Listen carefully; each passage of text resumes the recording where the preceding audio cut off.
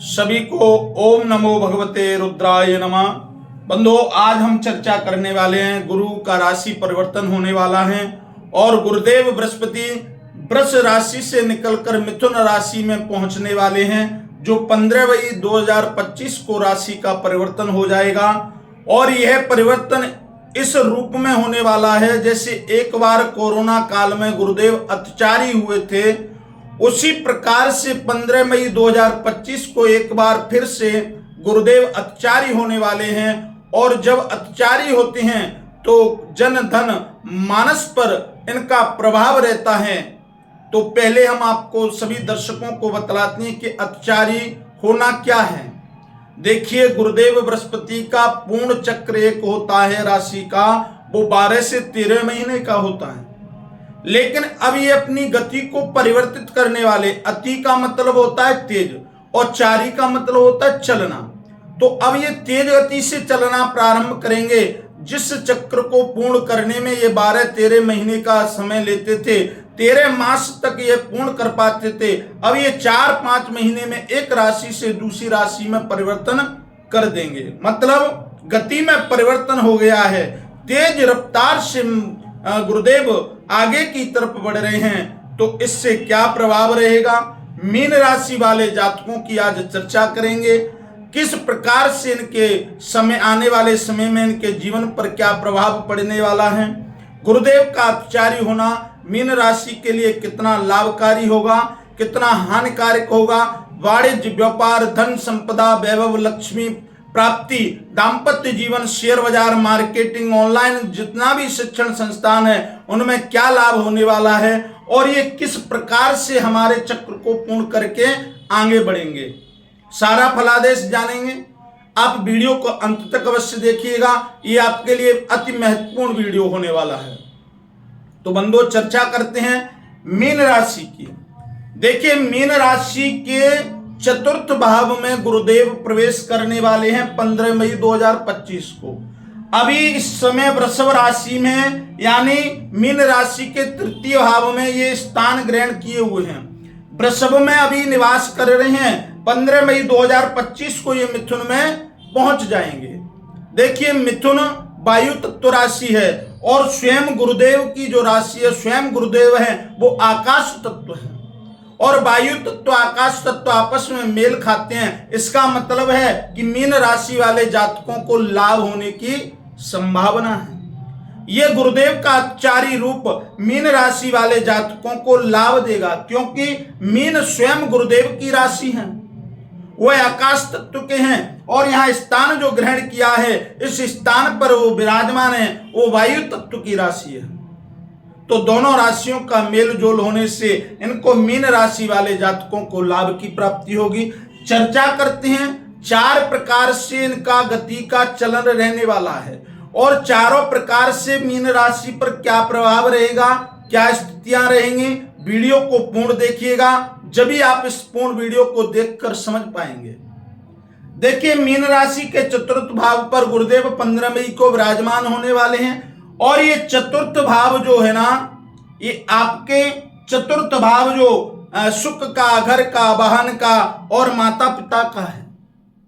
यहां आपको समझना पड़ेगा थोड़ा कि यहां से गुरुदेव चतुर्थ भाव में विराजमान होकर सीधा 15 मई से और 18 अक्टूबर तक ये विराजमान रहेंगे आपके चतुर्थ भाव में। और फिर 18 अक्टूबर से निकलकर 3 दिसंबर तक ये पंचम भाव में विराजमान हो जाएंगे। और फिर वापस पंचम विराजमान होकर पंचम भाव से वक्री होकर सीधा फिर आपके चतुर्थ भाव में 3 दिसंबर को वापसी कर जाएंगे।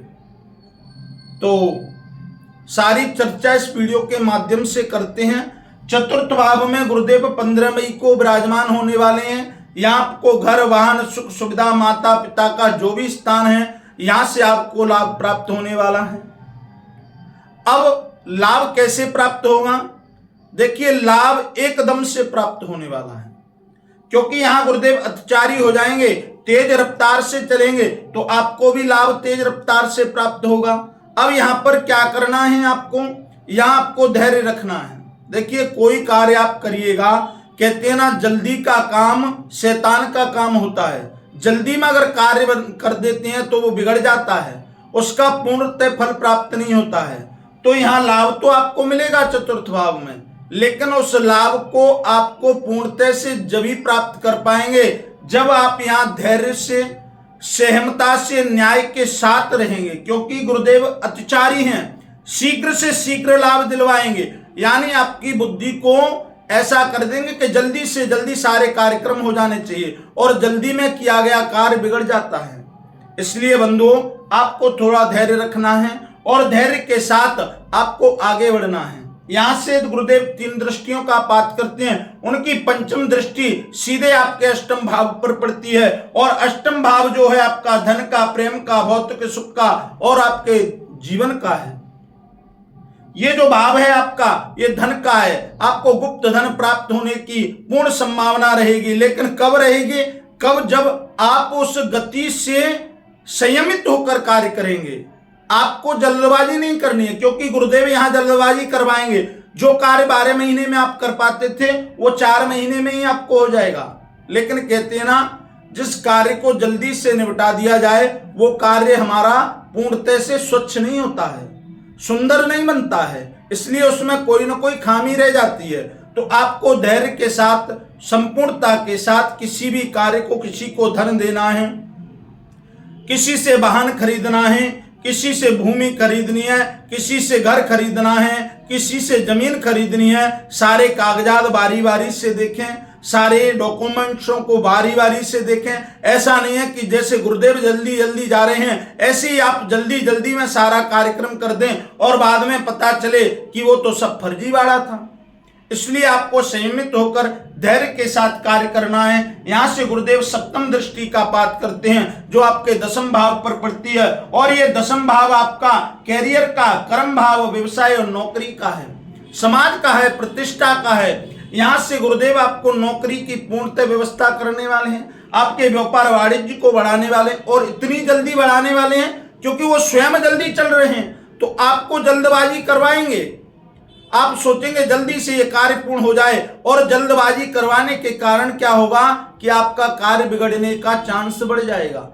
इसलिए गुरुदेव जल्दबाजी में है, लेकिन आपको जल्दबाजी नहीं करनी है, क्योंकि ये जल्दबाजी आपके दशम भाव पर भारी पड़ सकती है। इसलिए आपको संयमित रहना है, धैर्य रखना है, न्याय के साथ आगे बढ़ना है। यहां से गुरुदेव नवम दृष्टि का पाठ करते हैं, और ये नवम दृष्टि आपके 12वें भाव पर जाती है, जो 12वां भाव है हानि का, व्यय का, खर्च का, यात्राओं का है। यहां से आपको हानि, व्यय, खर्च जो भी है, जो धन आपका चला गया है वापसी होगी इस समय में, क्योंकि इस समय में आपको लाभ की प्राप्ति होने वाली है। तो आपको धैर्य रखना है, विश्वास रखना है, जल्दबाजी नहीं करनी है, संयमित होकर, एकाग्रित होकर कार्य को पूर्ण करना है, जिससे आपको लाभ की प्राप्ति होगी। देखिए, यहां से 15 मई को गुरुदेव चतुर्थ भाव में आ जाएंगे, और 18 अक्टूबर तक 5 महीने तक आपके चतुर्थ भाव में रहेंगे। फिर यहां से 18 अक्टूबर के बाद पंचम भाव में चले जाएंगे, और यहाँ 3 दिसंबर तक ये यहाँ विराजमान रहने वाले हैं। फिर एकदम से इनको ध्यान आएगा कि भाई हम तो पीछे पूरा कार्य करके नहीं आए, तो ये 3 दिसंबर के बाद स्वयं फिर वापस मिथुन राशि में विराजमान हो जाएंगे, और वहां पूर्णतः से कार्य करेंगे। जो अधूरा कार्य आपका रह गया होगा उसे पूर्ण करेंगे। जब भी मैंने कहा है कि जल्दबाजी नहीं करनी है, इस 15 मई से अक्टूबर तक आपको जल्दबाजी नहीं करनी, क्योंकि गुरुदेव फिर वापस होंगे आपकी राशि में, चतुर्थ भाव में फिर दोबारा से वापस होंगे, और आपके जो कार्य अधूरे रह गए हैं उनको पूर्ण करवाएंगे।